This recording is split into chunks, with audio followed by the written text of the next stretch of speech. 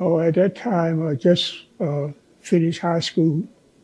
My brother and I, we was always tinklers. We'd tinker apart and see how they worked. So I decided, after I finished high school, I told my mother that I wanted to go in the Air Force because I wanted to be an airplane mechanic. And she said, you know, that would be a good idea. So I joined the Air Force in 1946. Wake up in the morning, run to the chow hall, get breakfast, come back to the squadron. When I made sergeant, they sent me down to the line, fight line and everything. So I started ordering parts for the planes. I ordered all the parts that the mechanic would come in and say he needed a part for an airplane, P-47 or P-51, to keep it flying. So if they ordered a strut, a gyroscope, or whatever the mechanic needed, I had to procure it for them. At Lockbourne Air Force Base in 1946 was an all-black base.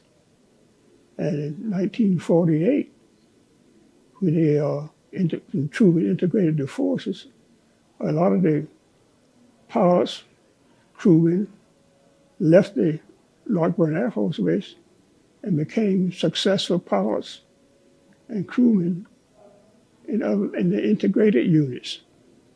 Well, Chaffee James became a four-star general. You got Colonel McGee became successful in all-white units, became commanders of all-white units, all because of their training at Lockbourne Air Force Base. When I left the service, 1949, I went home to New York City and I joined the New York Post Office. I wound up being the manager of Waterbury Station and 63 employees. From my standpoint of view, joining the military, if you don't want to do anything else, join the military because it is a rewarding career.